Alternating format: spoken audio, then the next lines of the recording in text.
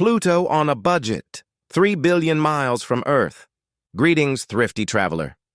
You stand with me now, not on Pluto yet, but in the doorway of the idea of Pluto, because that's where every budget traveler begins.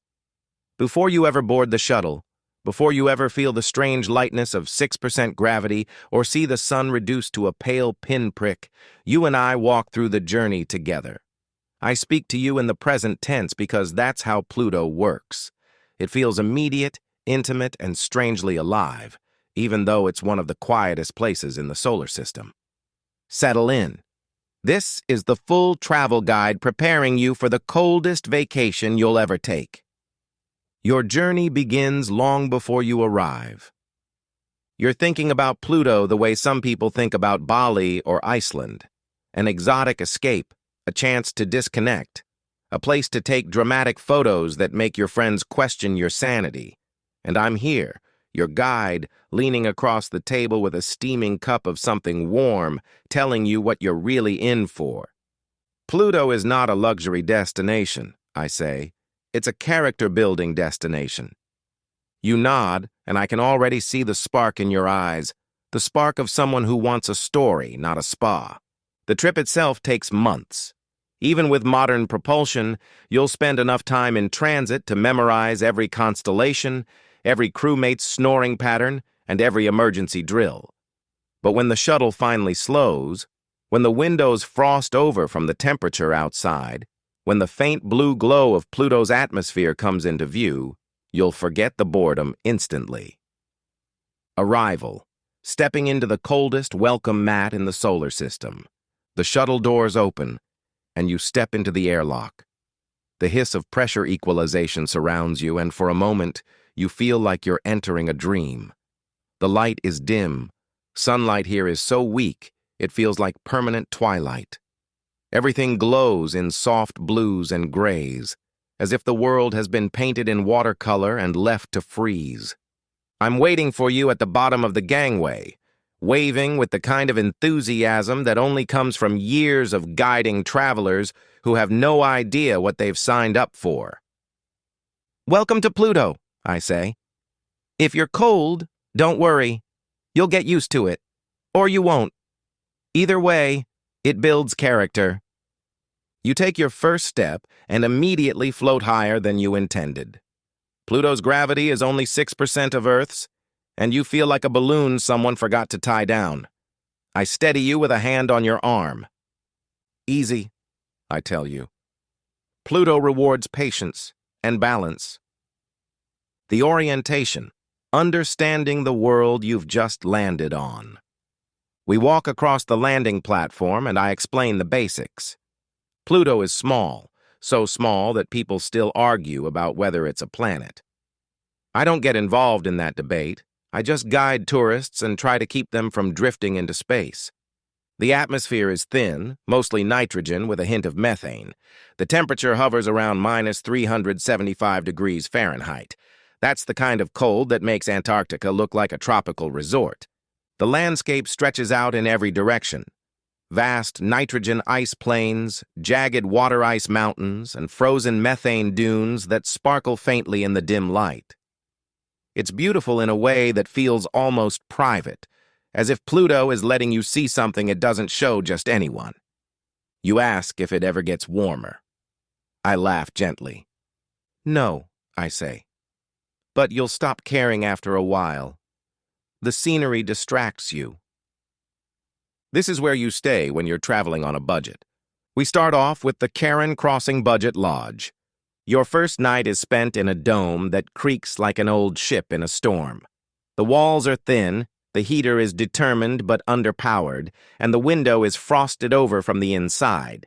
But when you wipe it clear, you see Sputnik Planitia stretching out like a frozen heart beneath a sapphire sky. This is the best view on Pluto for the price, I tell you.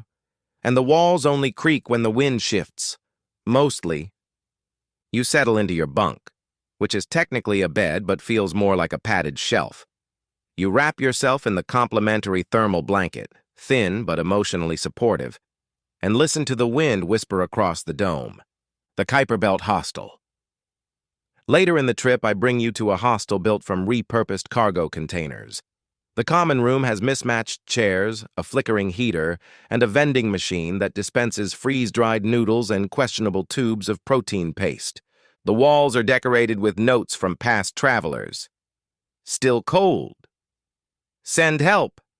10 out of 10 would freeze again. You laugh, and I can tell you're settling into the spirit of Pluto. Dining on Pluto, a culinary adventure in survival. Food on Pluto is an exercise in creativity. Everything is frozen, everything is rehydrated, and everything is served with the kind of pride only a space frontier chef can muster. At the Nitrogen Nook Cafe, you try hot ice stew, which is warm enough to thaw your spirits but not your fingers. The chef, a cheerful woman from Europa, assures you that the crunch is intentional. At the Methane Grill, you sample Charon chili, which tastes better than it sounds and worse than it looks. And at the Kuiper Snack Bar, you try a Pluto Pop, an ice sphere that refuses to melt even when held over a heater. You ask how that's possible. I tell you, Pluto has its own secrets. Exploring Pluto, the sights that make the cold worth it. Sputnik, Planitia. We walk across the nitrogen ice plain, the surface smooth as glass. You slip.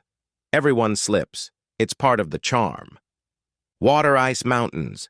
You climb a ridge of solid water ice, harder than granite and glittering like a frozen cathedral. The view steals your breath, figuratively, thankfully. The blue haze.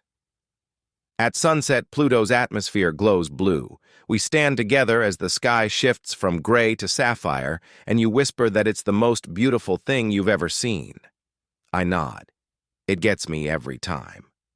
Karen's viewpoint. We take a shuttle to Pluto's moon, where the two worlds face each other forever. You look up at Pluto hanging in the sky like a pale lantern, and for a moment, you forget the cold. Activities for the budget traveler. You try low-gravity bounding and immediately discover that stopping is harder than starting. You slide across ice plains, laughing as you drift into a snowbank. You hunt for meteorites and find a rock that you insist is special. I let you keep it. You watch the stars. Bright, sharp, endless. Out here, the night sky feels close enough to touch. You take photos that make you look like you're floating, because you are. You learn that silence can be beautiful, not eerie. Souvenirs worth bringing home. Pluto doesn't have many shops, but the ones it has are memorable. You pick up a vial of nitrogen ice, a Charon chili spice packet, a postcard that reads, "Wish you were here, but also glad you're not. The rock you found." And at the end of the tour, I hand you the official Pluto Budget Traveler tote bag, printed with, "I survived Pluto on a budget, barely." You sling it over your shoulder with pride. Before you depart, we stand together on a frost-covered ridge, the sky glowing faintly as the sun dips behind the horizon. Pluto is quiet, so quiet you can hear your own heartbeat in your helmet. You did well, I tell you. Pluto isn't for everyone, but it rewards the ones who make the journey. You look out across the frozen plains and I can see it in your eyes. You're already planning your next trip. I hope your budget can afford it. The end. Please like, comment, and subscribe. Thank you.